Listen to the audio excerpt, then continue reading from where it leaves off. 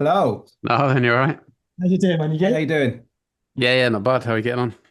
We're Yes. good. We're good. Yeah, not too We, bad. um, Sorting out backing tracks, sorting out pedal boards, all sorts of stuff. So Ah, okay. yeah, all good. how's Good. work? It's all right, yeah. Um, yeah, did like a vlog at Liberties on Friday, which was more interesting than my usual Friday, so that was Oh yeah, decent. I saw that. Was that in Halifax? Yeah, yeah. Really Uh, good venue actually, yeah. right. What was the gig like? Yeah, enjoyed it, yeah. Like, then I don't know what to expect these days from Libertines in a way. Mm. Like, I'd be interested in your take actually. Like, they don't seem to use any pedals. You find that strange? Yeah, yeah, Yeah. yeah. It's kind of like it's really throwback, isn't it? It's really retro. It's like almost like they're a '60s garage band without all the other garage band bits. But yeah, it's weird because I've heard I've seen gigs actually where they've just gone into the PA. It's like DI their guitar. Really? They really don't Yeah, I care. was going to say I was going to make a joke about they probably don't even use tuning pedals, but they No, probably don't, no, they just plug into the PA and they just don't care, and that's which fine. I respect. I think it's a vibe, right? It's a sound. So. Mm. No, it came across really well on Friday. We had like a really good vantage point from the balcony as well, so that added to it. But yeah, anyway, just been watching the previous interview, so you've definitely had a haircut. I have, yeah. Yeah. Yes, I, absolutely. I I haven't, so Yeah. So Yeah, yeah. But have you been to see Oasis in the time since we last spoke? Jamie's going in September. I went to Wembley, the first Wembley night, Oh yeah. 25th, and I keep saying to everyone because I'm trying to sort of most gigs you come back and either it was you got loads of superlatives whether it was good or bad, but with Oasis it was just so beyond that. It was like it was beyond music and like the words I use is that when you've got 80,000 people singing every word. It is the feeling of that is unbelievable. I was a huge Oasis fan. The big reason we do what we do is because of Oasis, even though we don't really sound really like Oasis.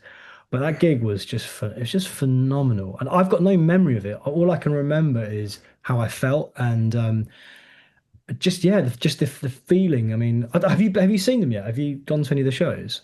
No, no, I'm not planning to now. I mean, I was very lucky to be able to get. I mean, as a mate of mine, he sort of sorted it out, kind of thing. I was very, very lucky to be able to go. But and on the day that I wanted to go, but honestly, Harry, it's just like when a band become like that culturally significant, and then they go away and come back. It just felt. I feel like it's like what it must have been like. I don't know, seeing the Rolling Stones or something, sort of in the '90s, maybe or the '80s. Like they've become that type of band. And eventually, those bands like Rolling Stones and even U2, when they all fully retire, you will need bands like Oasis that are like proper legacy artists. yeah, I mean, yeah. there were kids there were like 8-year-olds there. Like behind us, there was like a bunch of tradies, like carpenters, plasterers, and they'd come with their young wives and their young kids, all crying their eyes out. So you can't help but be affected by that. I mean, I was affected by it regardless of that, but like the fact that we were all in the same boat, it's monumental, man. Mm. It's like. Yeah, that's what It's music funny. does, It's you funny know? how you didn't remember anything. It's I think I was saying to you, it's like that's the adrenaline, isn't it? Yeah, I think yeah, adrenaline is such an amnesiac. yeah, If you yeah, ever get into like a dodgy situation yeah, or with just that pure adrenaline of yeah, excitement, it yeah, just wipes your memory. It's weird. yeah. Yeah. And it's infectious because I think it's like an actual thing in the air. Like, I mean, even like my mate Luke, who's like avid football fan, and he goes to lots of matches, and he's been to Wembley lots, and he was like, even when you go to a football match, half the people there are on the other side. They're like against you. So it's very rare you get to be in a situation where tens of thousands of people were all chasing the same feeling. And yeah, that just added to it. But I can't really describe it. It was so surreal, I you can't know? wait. Yeah. I Where can't are you wait. going, Jamie? Wembley as well when they come back Oh, after. right, they're doing the next. I forgot they're doing another batch at Wembley. Yeah, they're doing like two more Mental. dates. So I think because I'd signed up for tickets first time around and was unsuccessful, they sent me a Mm. very nice email saying, we've released there's some limited edition or Yeah, limited release production tickets now. The sight lines have been confirmed. And I was thinking, oh, that means the seat's going to be shit. yeah, You can go on like the Wembley yeah, yeah, website and see yeah. what your seat's like, and it's actually pretty good. Yeah, yeah, So, you got good seats. Yeah, you got yeah, good seats. Yeah. Yeah.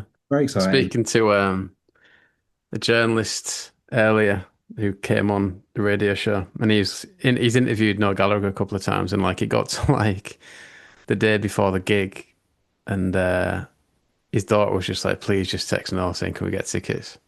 Yeah, yeah.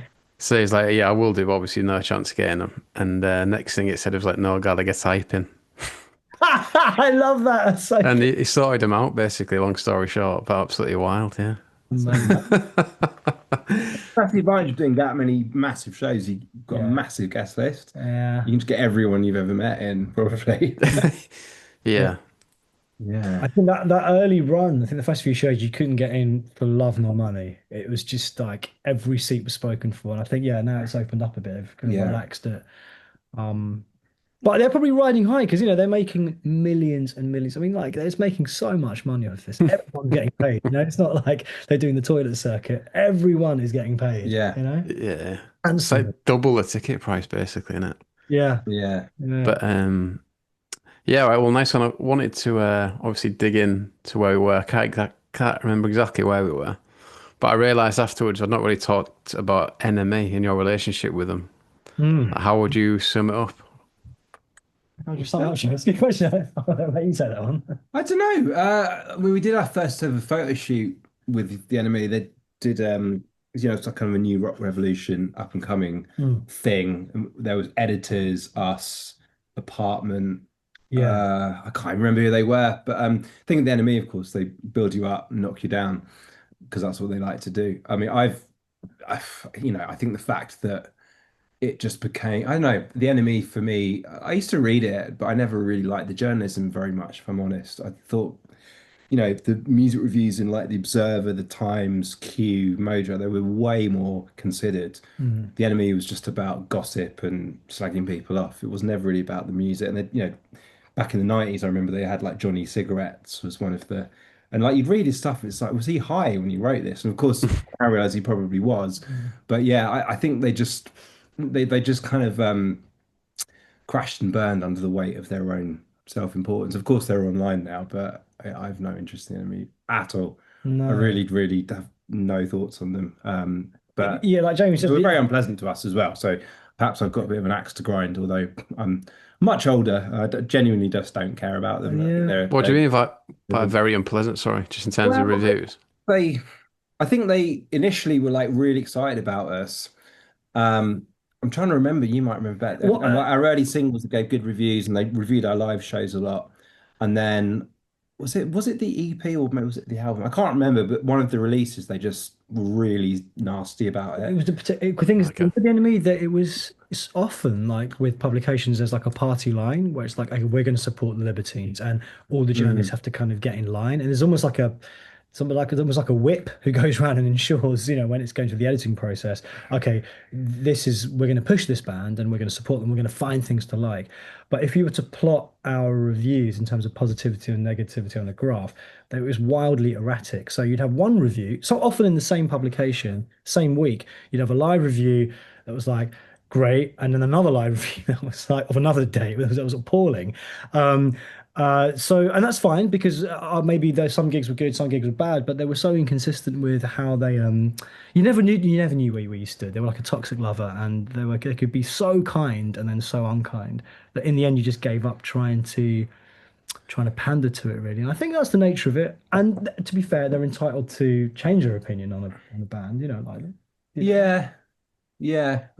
Yeah. you don't know. No, of course they are, but I don't know. I'm just very kind of anti Hmm.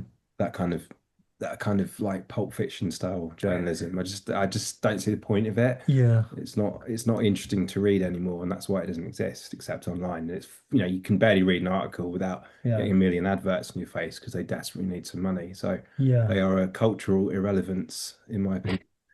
No. The thing is, obviously, the whole industry has changed, and the way people Hmm. consume music has changed. And it is, of course, there are still lots of great people behind the scenes, that do brilliant things, but it is so much more public facing. Like, the people really do decide what's hot and what isn't through Yeah, tricks and streaming numbers and all the rest of it. So it's kind of anyone can kind of do anything now. Of course, the problem is you could argue there are far too many. artists, not to denigrate any particular artist, but there are so many people making music. Anyone with a laptop is kind of making music. So to kind of try and cut through the noise is pretty hard. But if you're good on your social media and you're making good music and you're playing good live shows, I do believe the good will out. I think it'd be very unusual to have an also ran band, that I'm aware of the perhaps slight irony of this comment, but I think it'd be quite unusual to have a band that were genuinely amazing and just didn't no one really knew about them, on some level anyway. Mm. You know? Yeah, and sure, and also I think like the you do need. I'm not saying you need gatekeepers because nothing should be gatekept, but I do think you need people who curate the noise because even back then, in the even in the early world of like post MySpace, early Facebook, there were many more artists. If you go back to the 80s or 90s, there were probably only like 10 really serious artists in the world at any given point. And now there's like 100,000. So if I were a 15-year-old or a 13 or 18-year-old and I was trying to like understand music, I was getting into music, I would probably turn to journalism or like influencers that we think of now, like the new journalists, podcasts. I'd want to know what people who are a bit older, who've like got whose taste I really rate, what they think about new music. So it's important to have.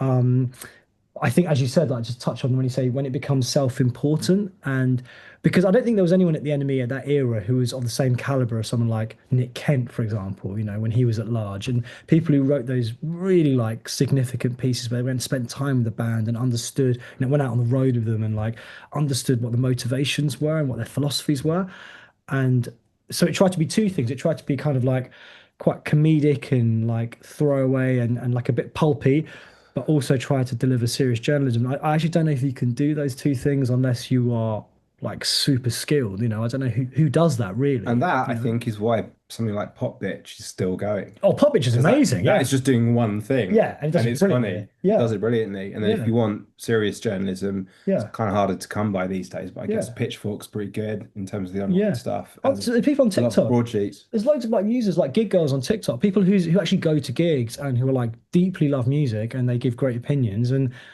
I love that. And I think so. Music journalism, it continues to exist, but I think like the shop front has changed for it. And I think the idea of paying how much the enemy was at the peak of it, like 350 a week or whatever it was, I Mm. just don't see people. Why would you do that now? There's no need to do that, you know? No, yeah, yeah, definitely. I was talking to Paul Stokes recently, who worked for the NME. Mm. He reckons that started when the Arctic Monkeys came in, really. Because I think Conor McNicholas said Oh he yeah. said that Arctic Monkeys were the band that killed NME, and Paul Stokes disagreed. He just said they kind of killed reviews, kind of killed the gatekeeping type element, as you say, or like the Yeah. start of that process, really.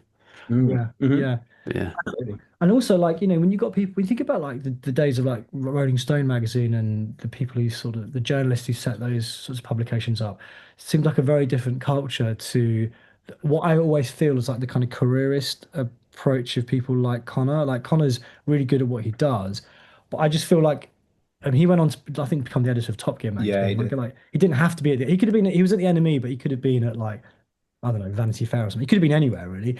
Whereas I feel like music journalists should feel like they can only be music journalism because it's a certain type of journalism you need to deliver, and it's difficult when you're chasing like dwindling sales and all of the stuff they're up against. And there were loads of free publications. You go to any pub in Camden at the time, and there were like loads of great fanzines The and Fly. yeah, yeah, I remember that. Yeah, Yeah. there's loads of cool stuff about. So yeah, you're in competition with like all these like young kind of like younger publications that are kind of doing what you do better, quicker, faster. It's a bit rawer, it's a bit dirtier, and it's just better journalism, really. It's kind of like coming directly from like gig goers. Or, even well, not or, but as well as, the rise of podcasts. And this is, Mm, why wanted to do this one with you and a mm, few other select ones, because it's much more of a deep dive and you can actually really get into the weeds of it, the nuts and the mm, bolts, if for those people that are interested anyway, yeah, yeah. rather than just like 100-word review where you might get thrown under the bus. It's just not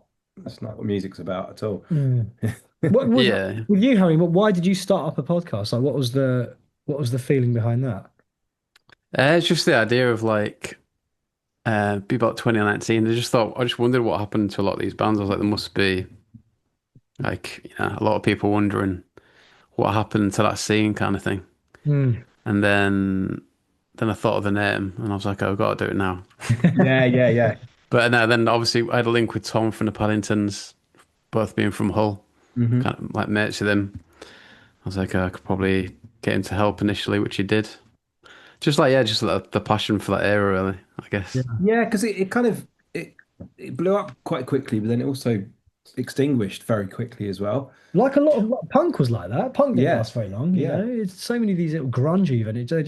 They burn out quite quickly because of yeah. yeah, And the amount of, genuinely really good bands from that era, yeah. certainly bands that at least had a handful of really, really good songs. There were just tons of them. Definitely. If you went to Amazing. any indie disco and they played that, which were generally just playing songs that were out in that era. I mean, the amount of amazing singles that came out of that period. I mean, sure, there were some bands that had like albums that were just dog shit, you know, but whatever. The singles that came out of that scene were unbelievable. It was like Yeah. every week there was just a new like banger, just a hit, you know. The guitar sounded amazing, the lyrics were incredible, really incisive and like on the pulse. And yeah, you'd go to Frog or something on whatever night or Trash or whatever, you know, and just like song after song was like something that had been released that year. And that, I think that's quite rare. If you go out now, you're going to be hearing music that's, you know, been around kicking about for the last few years, maybe 10 years even. Back then, everything was new and it was Yeah. such a great time to be young. Yeah. You Yeah. Yeah, I know? guess that's another reason I started the podcast. It was like to compare, like me and my mates obviously think of that era as like unique or special in some way. So it's kind of like digging into whether it actually was, you know what I mean? Still not Yes. sure if I've Yeah. got an answer to that, but I think You it know what was. I mean? It's like some records you might listen to with the benefit of hindsight, and they just, I don't like name any particular names. There's no one I'm particularly thinking of actually, but where you'll listen to something and be like, actually, it hasn't aged very well. Maybe it wasn't very good in the first instance, but then there were loads of records that still sound great. Like one of my favorite lost albums was The Departure. Oh Um, yeah.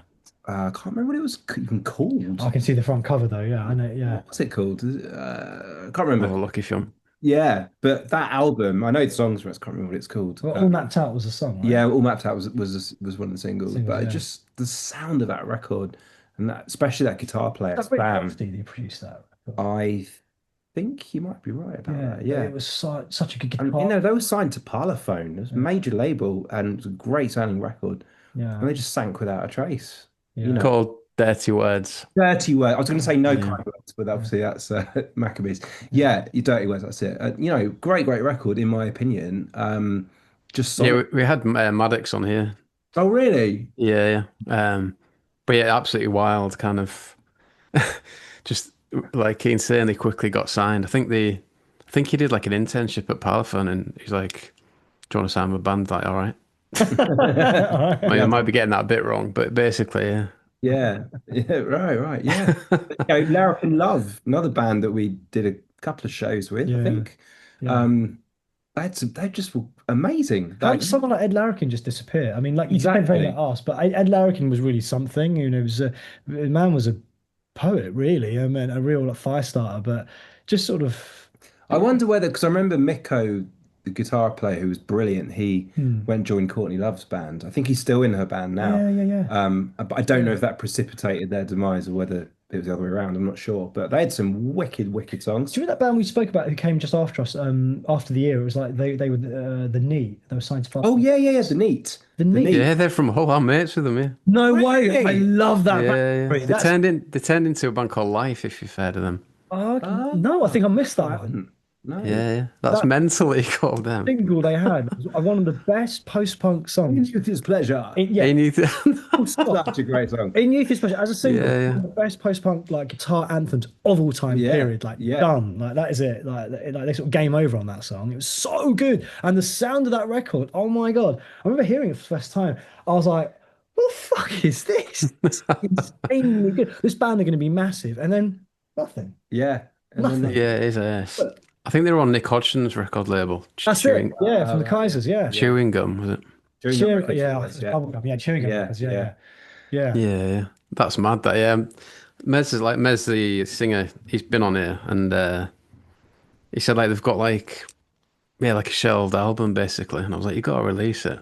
Love to hear that album. Yeah, yeah. So hang on, who were they signed to? Why did it get shelved? Just the usual story? I I'm mean, not sure. I think Nick left the guitarist. Then I think Mez wanted to start a new band basically. So they started live. Who've had a fair bit of success with like Radio 6 and stuff. mm, mm. Um, but COVID killed them a bit. Right. Yeah. Uh, but yeah, it's a bit of a weird crossover where they stopped the NEAT and started life, Yeah. so Yeah. to speak. But yeah, Yeah. that's a mad reference. Yeah, You get these Yeah. moments, and even the video, even the music video, everything Yeah. summed up what that sound was. You know, when everything aligns perfectly, you get like a crystallization of why this is brilliant. And I often cite that song, that video to people of like, as an example of like, this is what was good about that era. Just like the instancy of it, and like the incisiveness of it, and the sound of the guitars, and like with what the lyrics were kind of about. Like for me, like the artistic, that slightly left-leaning side of it was what I was into. You know. Um, but yeah, I thought that band were great. I'd love Mm. to hear that album. If there's any way we could hear the album, I'd Yeah. love to hear it off the record, of course, you know. Absolutely. Yeah. yeah, yeah. I mean, I did talk to him as I was, because I said, if you came out a couple of years early, do you think you had a different story? And he was like, yeah, I think so. Because like 100%. they hit all the checkpoints. I remember, like, they got like a small record deal, and then played Reading and Leeds, Yeah. all that kind of thing. They got all the support, but just at the wrong time, just when it all started to fade a little bit, I think.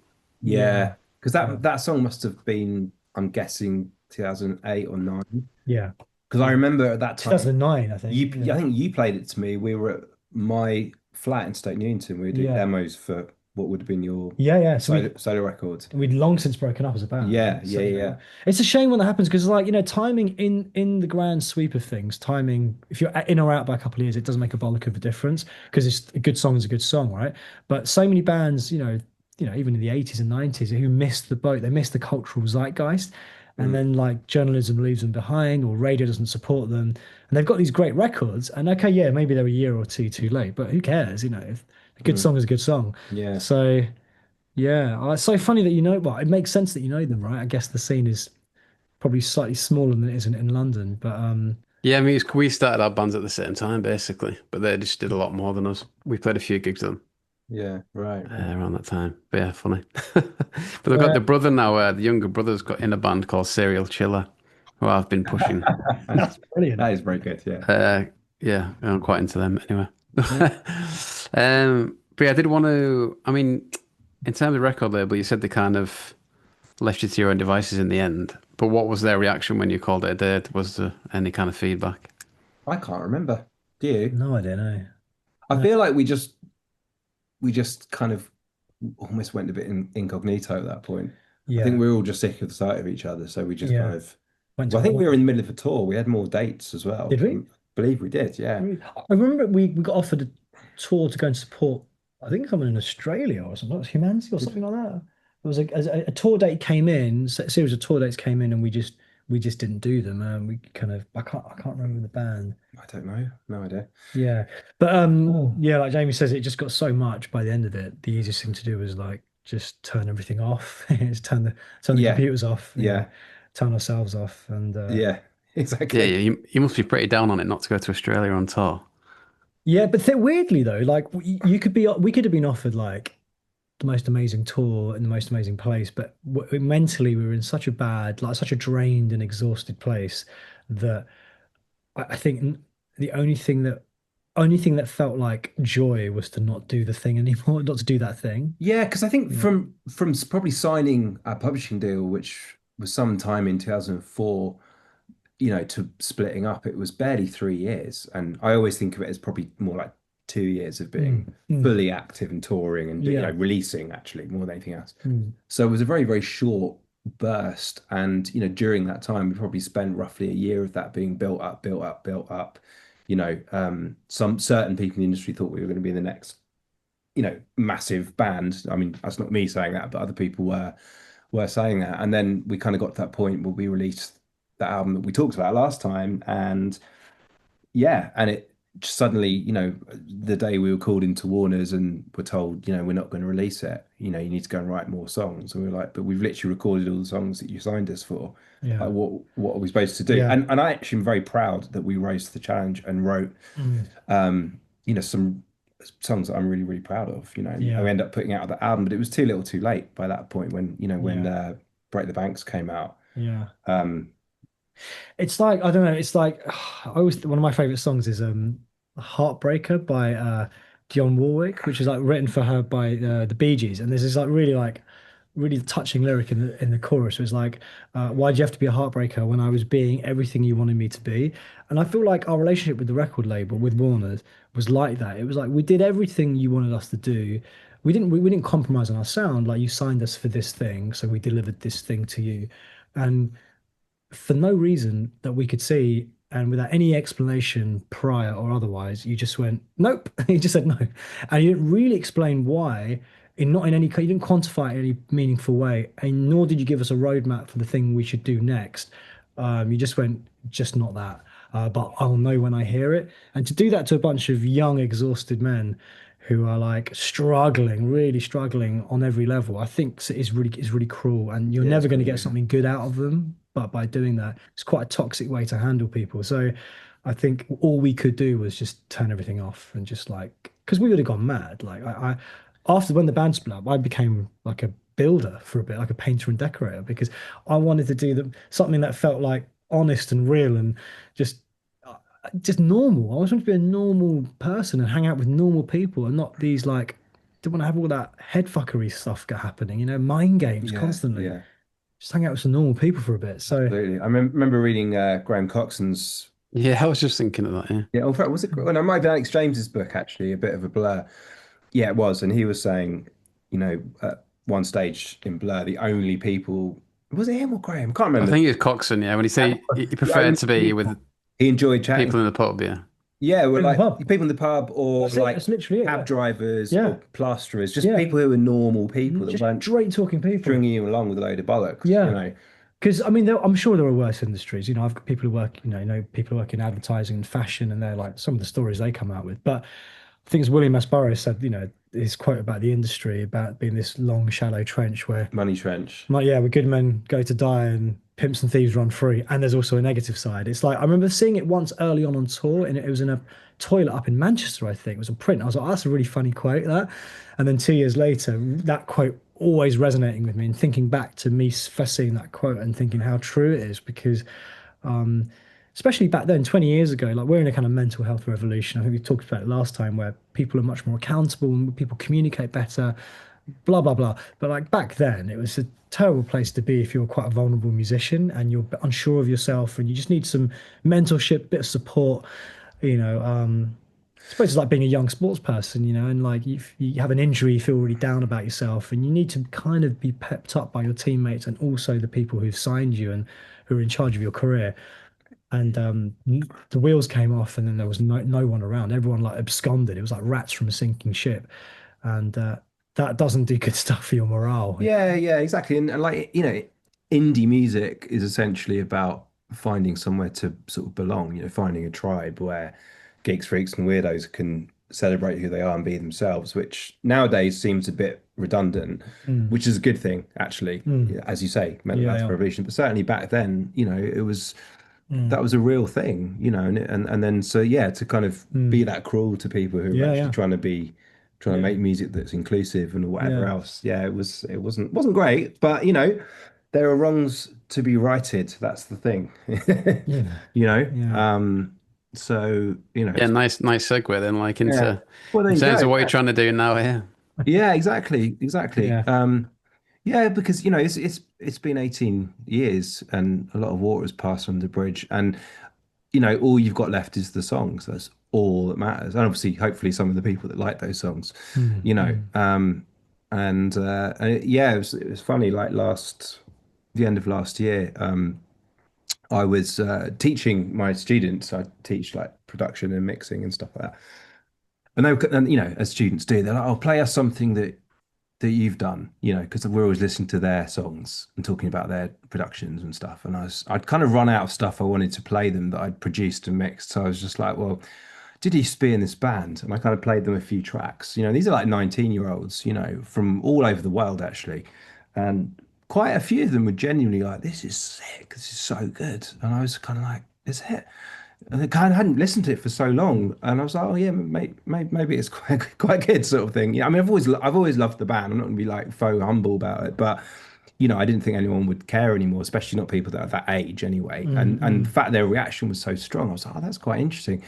In doing so, I discovered that on Spotify, Apple Music, the DSPs as they're known, the battle stuff was just it was an absolute car crash in terms of there were loads of missing tracks. There were loads of bands that had, with a similar name that had sort of infected our page, and it was sort of kind of embarrassing. So because I always thought, well, at least the songs will be there. That's the legacy. And of course, in the era of streaming, if actually that isn't the case, the shop front will always be streaming from Mm. going forwards, pretty much.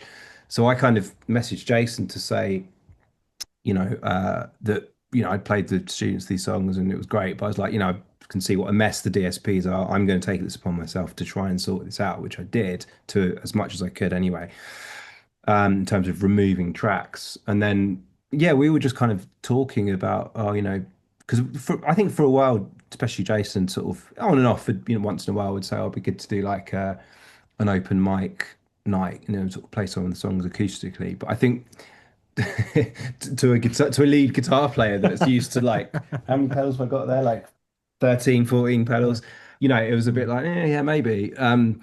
But yeah, and then I was kind of saying, I think Jason was sort of saying, I mean, maybe we could just do a little low key show, just like, play to some of the kids or whatever. And I was like, yeah, maybe. And then I kind of mentioned, oh, I sort of had this weird recurring dream ever since the band split up, which recurred probably every couple of months, where we'd be playing a show. A lot of the time, it was quite funny. The dream I'd have is that we'd go on stage. We would often start with our song Demons, and so my recurring dream a lot of the time was that we'd go on stage, my guitar tech would hand me the guitar. Everyone's kind of waiting for me to start the song because I'd started that song. And I'd just look at the guitar like it was an anaconda, like I don't know what this is. I've no idea what I'm doing, Yeah, yeah, So I yeah. don't know what I mean, Freud might have a field day, but the point is, it was certainly a recurring dream. And I mentioned this to Jason. He was just kind of like, that's really weird because I've been having dreams about it as well. So then we were just like, well, should we do something? Just Mm. let's do a show. Why not? Let's do like a reunion show. And then it kind of snowballed from there to the point where we were like, actually, how would we do that? Okay, well, we'd need to figure out social media, and that was the next port of call. And then one of our really good friends of the band, and he was like a fan and took photos of us, called Ian. He got in touch, because I think I put a slightly drunken message about, oh, watch this space on an Instagram that I'd hastily created. Um, and he was like, oh, what's all this about? And I was like, well, it's just a desire at the moment, but I don't really know. Anyway, he came on board pretty quickly to help us with all the the more modern side of things. The shop front being he's helping us with DSPs, but also Instagram. And I had like realized I had gigs and probably about 60 gigs worth of what we'd now call content, on hard drives from back in the day, like Mm. videos of us recording in the studios and rehearsing, and old set lists and Mm. photos from everywhere, and fan art, and kind of the gatefold vinyl mock-ups from the designers, all sorts of stuff, as well as all the unreleased songs and B-sides, and it was just this whole treasure trove. So yeah, so we were kind of like, well, let's get some of this out there. There's no point in it sitting on a hard drive, and if people are interested, then that's where it is. And quite quickly we realized people were interested, and kind of been building follower numbers, and more people listening to tracks and that kind of thing. So yeah, so we were like, well, let's Mm. do a bit of playing. So we kind of got Mm. together at each other's houses and played through some of the songs, and on some of them, like the muscle memory came back remarkably quickly, and some of them, I'm just listening to it going, I can figure out what the notes are, but it just doesn't. I know I wouldn't have played the song like that. And then the muscle memory again kicks in. You're like, oh, cool. So yeah, we kind of started playing together and realized it was actually sounding quite good. That we haven't Mm. certainly haven't got worse as musicians. Yeah. Probably hopefully you'd think better actually. And then we did some playing with our drummer Ollie, which went really really well, and he'd been learning songs. So it's kind of like there's nothing to sort of officially announce at this point, other than we've been playing together again, and Mm. it's felt really good, and it's sounding good actually. We've kind of been Mm. trying to document as much as we can, just partly so we can see, Mm. was this actually any good?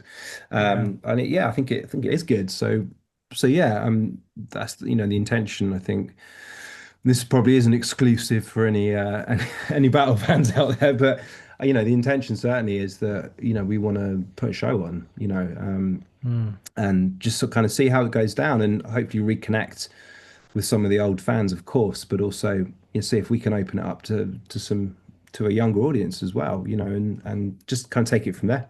See where we get to with it, Yeah. you know.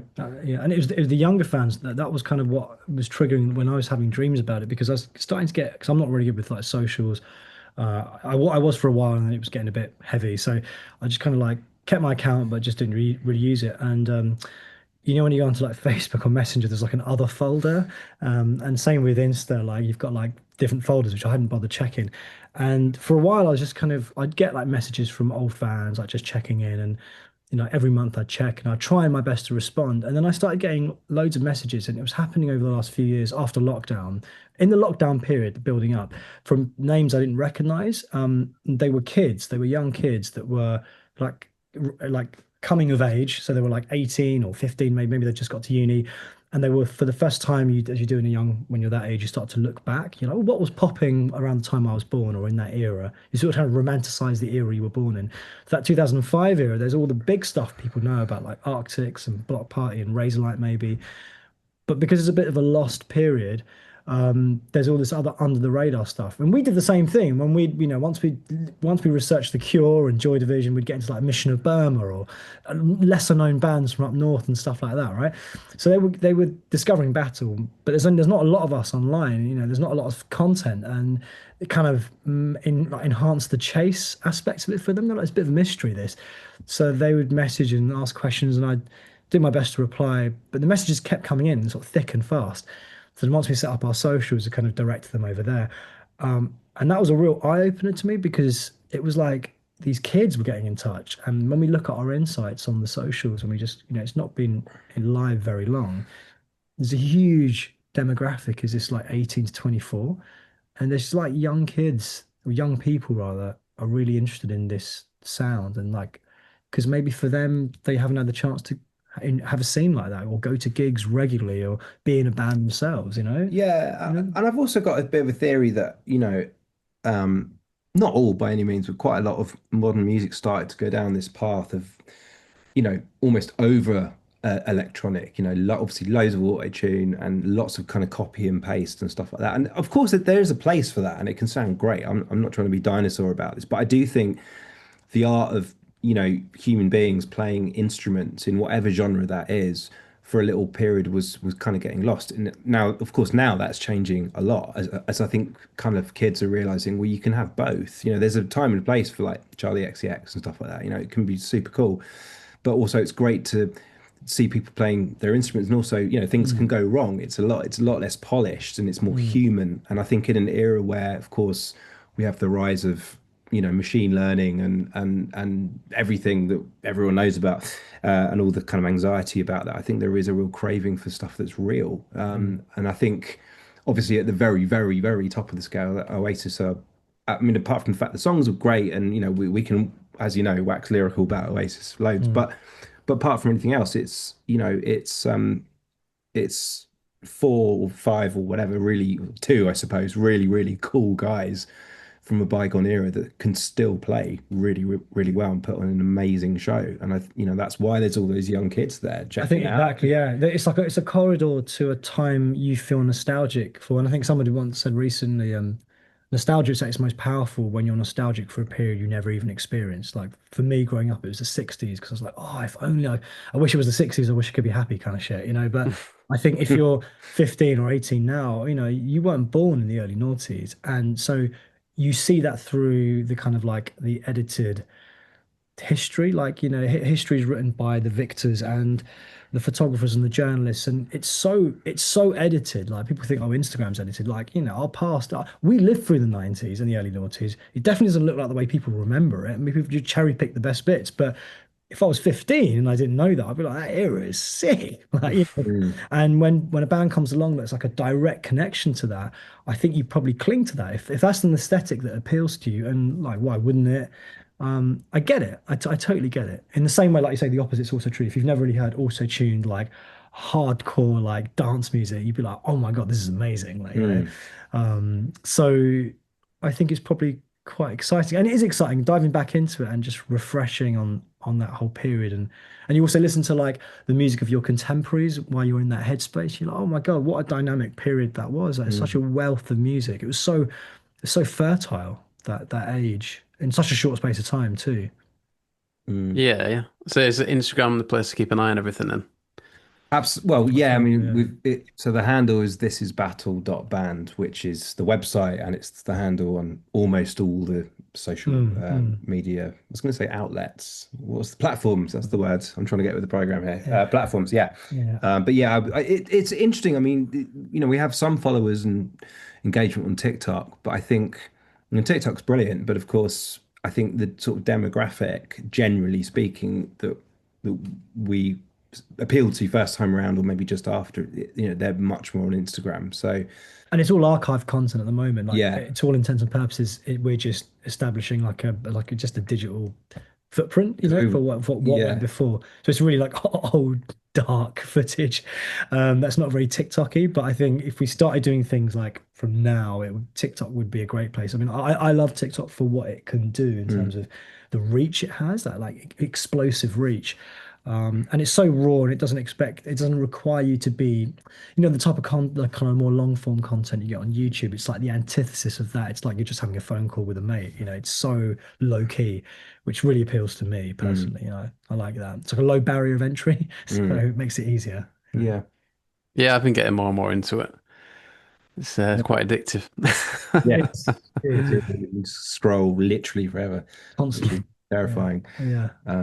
Got to rein it in sometimes, but yeah. So well, yeah, watch this space. I guess for anyone that is interested in watching this space or listening to this space or whatever. But yeah, it's funny because I think initially it was certainly I felt the idea of playing shows again. It was I was fully aware of the nostalgia aspect and I still am, but actually playing the songs again, certainly, as musicians, they still feel, I still have a lot of emotional attachment to them, which is probably also nostalgia, but just the songs on their own without all the stuff around it, just, I always feel something when I play them, even if we're playing the same thing 10 times in rehearsal, which we have been, Mm, but just mm, trying to get it. But also, there's scope to get it sounding a bit more kind of widescreen and because we're not the 25-year-olds or 23-year-olds we were when we did that, and we want it to feel a bit more graceful and a bit more inclusive, and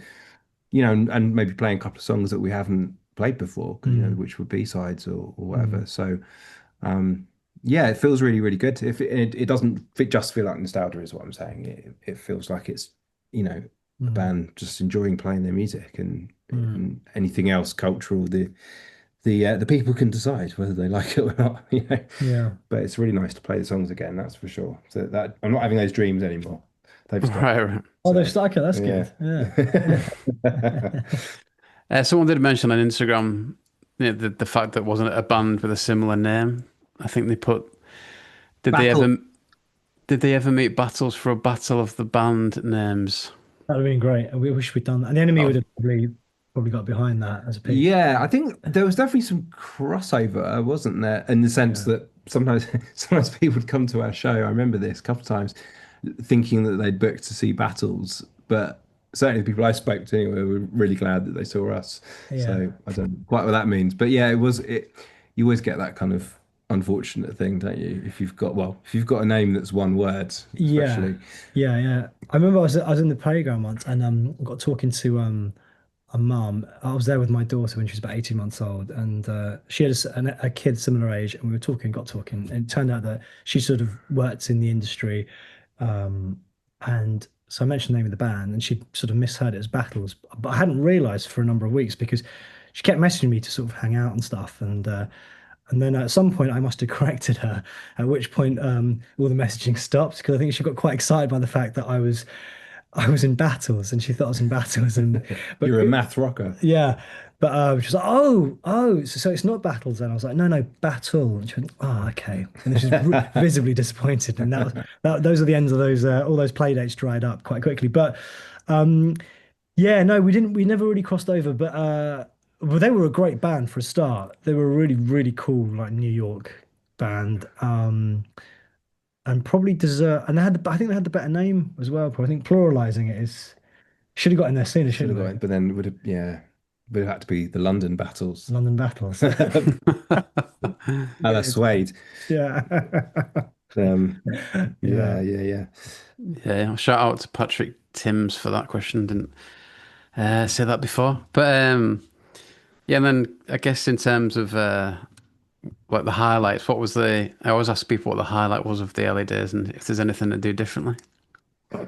There's not, I mean, shoulda, woulda, coulda, but I've got to say, Radio One, opening Radio One's big weekend. Yes, Do you remember that? 10,000 people. Oh, I definitely remember it. Yeah, it was. I remember there's like I'm not I'm not much of a footballer, but there was a massive inflatable Oh ball, yes. basically this huge football. It was enormous, like the size of a room, and I could see it coming from the back and rolling towards it over the heads of like 10 or 12,000 people. Because by the time you finished playing it, how many thousands of people there? It was I like think it was 10,000, it ended at 10,000. something like that. Yeah, Right. Where was this? Sorry, Sunderland. yeah, Radio One Big Weekend. yes. Yeah, I yeah. was there. I will have seen you then. Oh, yeah, it was on. We opened on the main stage. We opened in Was it on the Sunday, Oh God, I can't remember. I can't remember. 2005? Probably. Sunderland. Yeah, Yeah, yeah. I think it was the probably. second ever Radio One big weekender. Yeah, and it was quite wet weather. I think because I think You've got a good memory, Harry. yeah, bloody good memory. Yeah, the ball was coming towards me. It was an inflatable ball, and at some point in my mind, we were playing like Demons. Jamie had started playing the riff, the Demons opening riff. I was like, oh my God, this ball is going to land on stage, and there were these Inevitable. massive screens behind me, and I've got to do something with this massive ball. And this ball anyway came right up to me, and I remember kicking this ball like in what felt like the way Pele might kick a ball. It was like the most perfect contact. Like it was like what a touch. And I kicked this ball and I sent this ball flying. And I looked back and the screens was like they're running with like a 2 or 3 second delay. And I managed to see what I'd done on the screen. This ball went flying. Everyone cheered. It's brilliant. And I went in to sing the opening verse, Demons, and that was singularly my greatest memory and moment. That's going to be good for the ego, isn't it? Being in battle, yeah. It was a good gig. One of my great memories was of that day because I got to meet Dave Grohl and Was have a little chat to him. Was that there? Yeah, because Foo Fighters were headlining and Kasabian were on just before I thought them. it was Reading and Leeds, wasn't it? No, it was definitely Sunderland because our friend Steve was there and he was like, "Oh, can I have a picture of me?" And he's just like a friend of ours, and he just come along for the ride. So I took a picture of him with Dave Grohl, and just neglected to get one of me with Dave Grohl, even though I was a huge Nirvana fan, and we Yeah. both are. But that was pretty surreal. Yeah. Other highlights. Oh, And Taylor Hawkins as well. We were queuing up to get our lunch with Dave Grohl and We Taylor were, Hawkins. weren't we? Yeah. Yeah. The whole crew. Yeah. yeah, Yes, that must have been said Foo Fighters on a Saturday, so maybe I didn't see you. yeah. So we played the Saturday then, was it? Must have done. Yeah.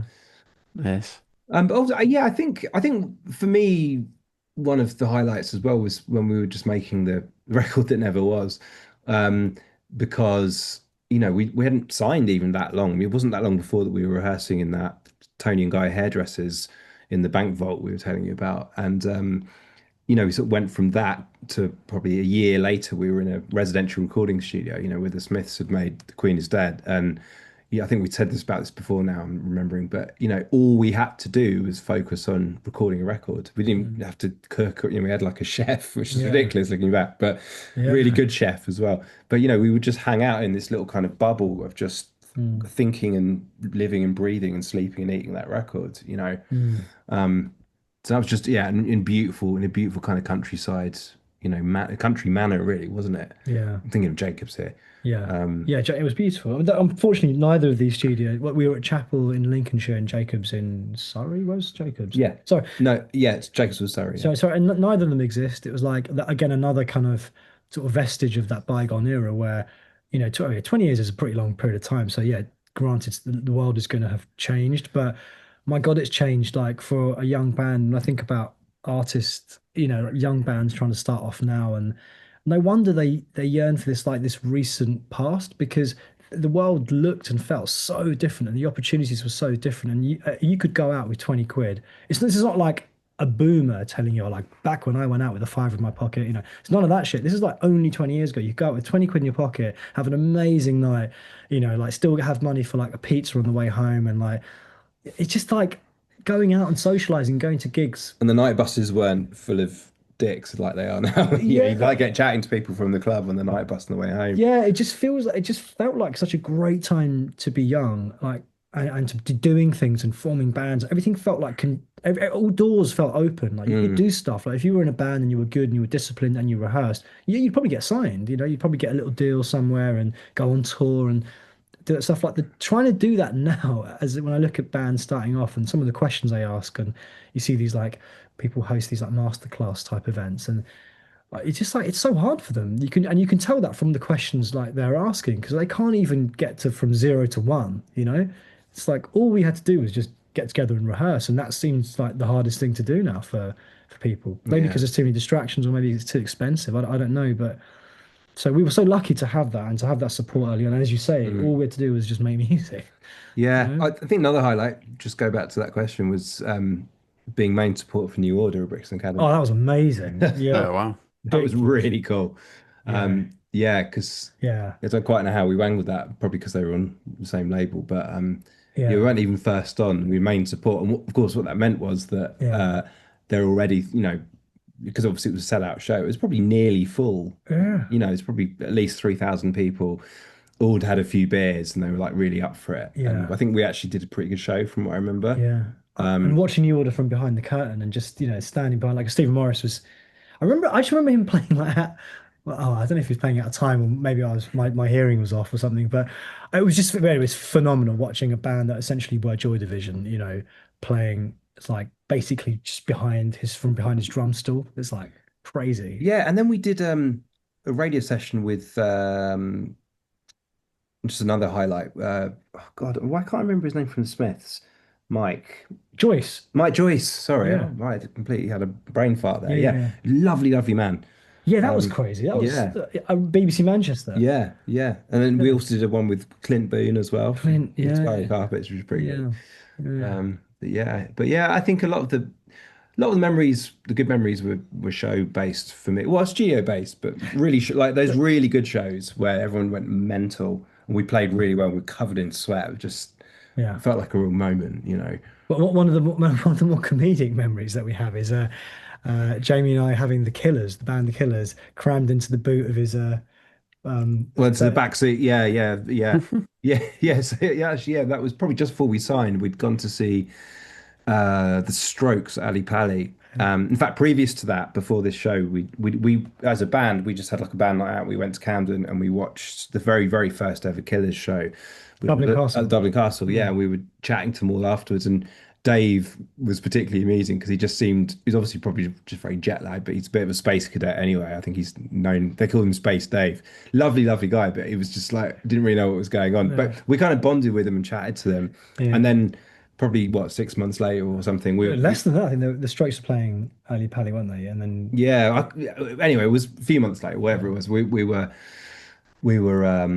yeah, we went to the Strokes and we had, for some reason, we had backstage passes, or you know what I mean, to the VIP bar or whatever it was. And we went to the VIP bar and we were just kind of standing around like tins of milk, just me and Jason was. yeah. And I remember Gem from Oasis was there at the bar and I was hoping to have a really good chat to him. So I went over and all I could manage was, "Are you Gem?" And he was just like, "Yeah."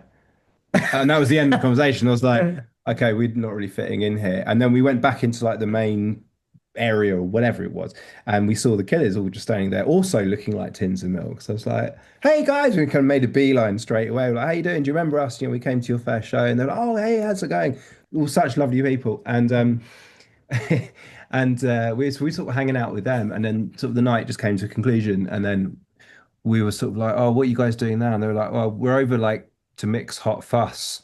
Um, so we were going to some studio or whatever, and we were like, "Oh, we'll take you to what do you need to do?" They're like, "We need to get a cab," but obviously we were in Alexandra Palace, which is up on the hill, in the middle of Ali Pali Park, which at the time I didn't know at all. So I was like, "Oh, I'll give you a lift." So we were walking around the Ali Pali venue.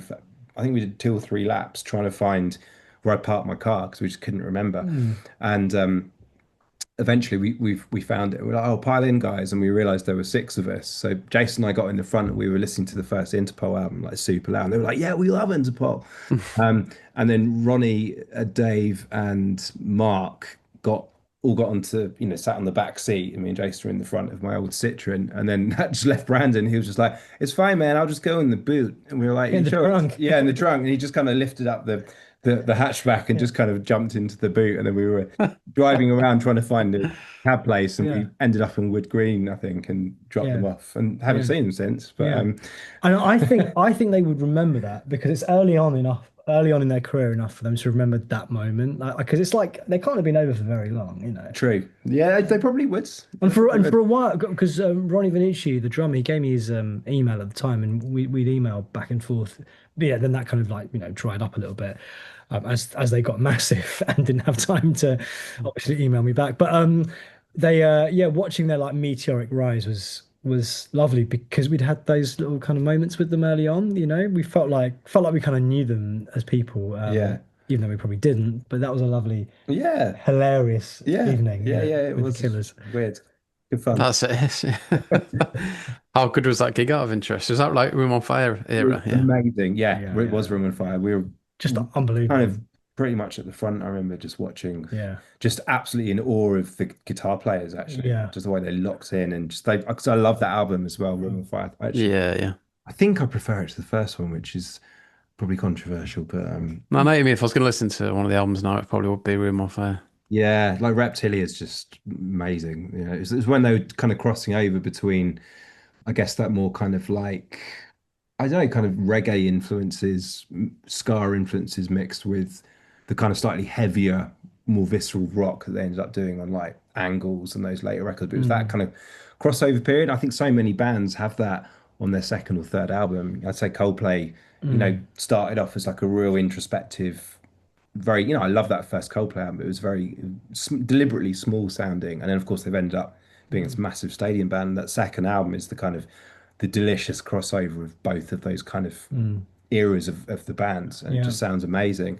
The second album's often when a band is hyped and they feel like there's an element of fear there. They often have a point to prove, and that's like a wonderful like galvanizing force to make a record that maybe is more muscular or like more robust than the first record. Because there's no way the Strokes could have done This Is It Part Two, as good as those songs may well have been. But something like Reptilia, likewise, could never have existed on the debut because Exactly. it's Yeah. just so powerful and so Yeah. dark, and heavy. Same kind of thing with Kings of Leon, because of the times, their third Mm, album is, I think it's just a masterpiece. mm, It mm, sounds amazing. They all at the top of their game, playing brilliantly, still mm. going back to those kind of slightly garagey roots, but Mm, opening the doors to the sort of stadium thing mm, that then happened for them after yeah, that record. But yeah, yeah. Yeah. It's quite funny on Friday, just Gordon Raphael wandering around in Halifax. It's quite surreal. oh, really? Why was that? What's he doing there? He lives in Hebden Bridge, so I think he just went to the gig. Oh, right. Headed Bridge is Okay. beautiful. Yeah, Yeah, yeah. Oh, Quite funny. yeah. Weird. yeah. Wonder what he's up to. Yeah. For me, he's like, I think for a lot of people, he's intrinsic to that debut album. He's basically a member of the band on many levels, And Yeah, I think he's really appreciated. I think they put him in the album sleeve, didn't they? He's like yeah, one of the Yes. profile shots or whatever. And Yeah. he said he liked that kind of, yeah, it made the rest of his career. Right, right, right. Yeah, because they had him, they had Ryan Gentles. Ryan Gentles, the manager, and then what was the guy that was just Guru? The Guru, yeah. Yeah. Who was the He Guru? looked like a mafioso. Yeah, he did. I think wasn't he like their guitar teacher or something? That's Yeah, yeah, yeah. I can't remember the guy's name. He had an amazing name, as they all did. But yeah. yeah, in fact, yeah, we met the Strokes as well, didn't we? We hung Albert Hammond Jr. We hung out with him a couple of times. We did. We went to New York. Yeah. We were 21. We went to go and see that band. Was it Rooney or was it Feeder? Rooney and Feeder was supporting one. Feeder was supporting. That was it. Yeah. We kind of went to New York with the kind of like slightly like pie in the sky intention of like, we're going to go to New York, we're going to meet Albert Hammond Jr., we're going to meet the Strokes, and we're going to hang out with them. And then lo and behold, it's almost like we manifested it and Yeah. breathed it Yeah. into existence. Yeah. Got to New York, within like 2 days, we met Albert Hammond Jr. Then at one gig, and we saw him again. And do you remember he remembered me because he was trying to sign some autographs, and I had my passport in my blazer pocket. So I took my passport out for him to give him something hard to write on. And then I wore the same hard surface, yeah. And the second time we were at the Rooney gig, he was there, or the other, basically whatever the second event was. He was like, "Hey, I remember you, bro." And then, yeah, and I was like, "What?" Well, a he great loved your moment. jacket. Yeah, my granddad's jacket was High like this. praise indeed from a Stroke. I like I that. know, I know. Yeah, Especially Albert, yeah. Yeah, Yeah, Albert. exactly. Albert's cool, man. You know, Yeah, he's a cool guy. yeah, yeah, yeah. The band are like they were like aliens. They were just like they just descended on the scene, early noughties, and just like single-handedly just tore shit up. It just made everything feel so different. It's just amazing, and maybe because of American, maybe because of that whole like exoticism. I personally do that with things like I do that with people from Manchester. I'm like, oh my God, so exotic. But people from band like that who are that cool from New York, it's being up close to them. Um, just felt they were so magnetic, and the music was just. I get why, Alex Turner, for example, to this day, he's still like, God, there's such an important band to to him and to the Arctic Monkeys, because Mm, I don't know if the Arctics could have existed without Is This It? Certainly not in the way they existed. mm. No, yeah, it's that famous lyric, isn't it? Just wanted to be one of the Strokes. Yeah. Yeah, yeah, exactly. Yes. I think a lot Yeah. of people can relate to that, Not Yeah. from New York City or from Hunter's Bar. yeah. Great lyric. Um, yeah, and then just in terms of things, I mean, you've kind of covered it a little bit, I think, but in terms of anything you do differently. Uh, I personally would, if we did it again in somehow in the same circumstances, I think we'd have spoken up a lot more about what Mm, what we wanted. I think mm, we were very much like a lot of bands are when you're that age. You're just kind of steamrolled by mm, the suits around you, mm. and I Yeah. think that was really to our detriment looking back. Yeah. Um, And also, I'm just obsessed. I would like to personally obsess less about details that are quite inconsequential. I think it's really hard when you're in the weeds. You're just well, you're just too close to the wood to count the trees. You don't see what is important. Everything's important because actually it's not great sometimes where all you've got to do is make music. Like I feel like now, like I have a partner, I've got bills to pay, I've got kids to look after. So my time is limited. So my lens is much sharper when I've got to like deal with something. I'm like, okay, what's important here? What's going to like really move the needle? And back then, there were things we could have done that would have made us work quicker, and I think we could have probably finished. Like there would have been more recordings, and we could have moved further along, like faster. But we just got very bogged down in details, and a lot of things got done by committee. Like if we'd been a bit more compartmentalized with how we do things, because when you leave a band, you sort of like you think back on things. And I did a lot of reading on like how like biographies of people in bigger bands like U2 or the Rolling Stones or whatever, and Michael Jackson even. It used to fascinate me like how people thought discuss their elements of the band like a company and like running a business and working with colleagues. And if you really want to do the good stuff, you've got to do the boring stuff. And to do the boring stuff, you've got to be very organized. So it stands to reason that people who are quite organized and have their wits about them have more time to make music and make more records. I think all we ever did was think about the music. We didn't think about the other stuff. yeah, And embracing that's not essentially healthy, kind of embracing the limitations that are put upon you, which are normally time limitations. Yeah, You obviously feel them much more acutely when you get older, but yeah, sometimes if you're given 2 months to make a record like we were, you'll take 2 months. If you're yeah. given a week, you'll do it in a week. Yeah, work expands to fill the time. Yeah. And I think had a great he did a sort of in residence talk, I think it was like Red Bull Academy or something, and he said like some of the best records are made when there's not a lot of money and not a lot of time. And often records become worse when there's an endless tap, of like money. Um Who said that? Sorry. Brian Eno. Sorry, right. Okay. And it's a very thing to say. And, sometimes you're like, well, you need some money and you need a decent amount of time, but pressure is never to be underestimated because when you're under pressure, your brain goes to a place that when you put on the spot, you're in survival mode and you do something brilliant. Not always, but often you can do brilliant things and you sort of surprise yourself. So those are things that I would probably do differently. But, we were quite pig-headed and a bit stubborn and, it's like everything happened in the way it was always going to happen. And Yeah.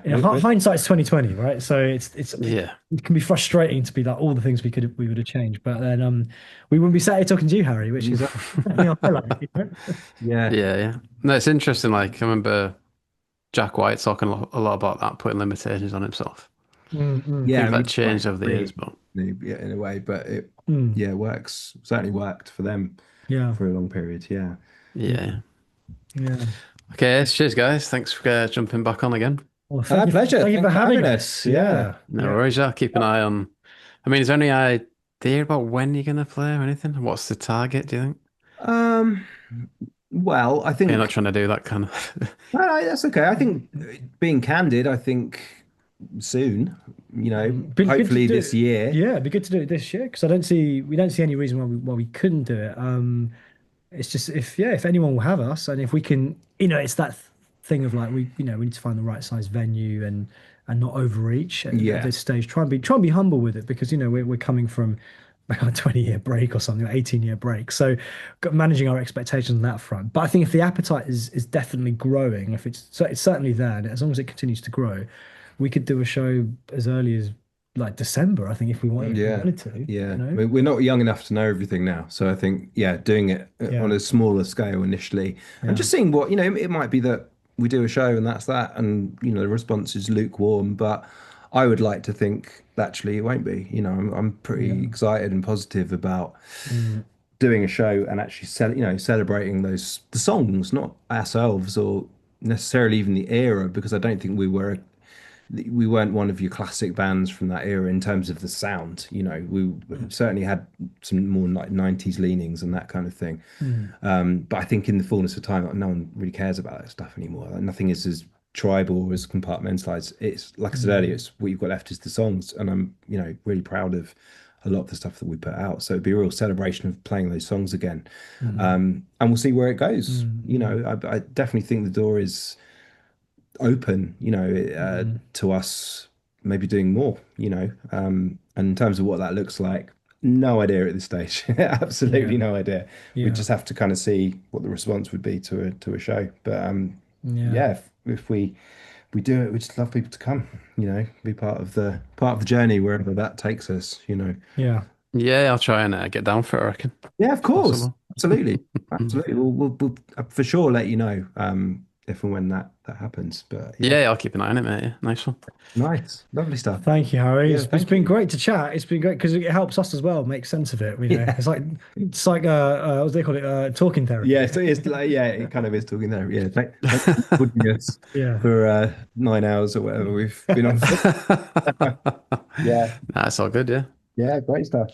All All right, right. nice one. I need like an animator to animate that story about the killers in the car. Oh yeah. It's honestly and the thing is, like I say, I believe they would remember it because it was so surreal and so Yeah, absurd. if you ever have them on, maybe you could ask them. It'd just be interesting to actually remember. Because a lot of people don't believe us, and we need people to corroborate it. But unfortunately, the only people who can corroborate it are the killers. Yeah, yeah. No, definitely. Even if like see some kind of Q&A where someone else is doing it, try and like submit that question. Yeah, yeah, Yeah. Yeah. yeah. Great All stuff. right. Cheers, All guys. right, Let you go great. anyway. Thanks, Harry. Thank you, Harry, Yeah. man. Lots Nice of one. Take care. Yeah. love. Bye, bye, bye.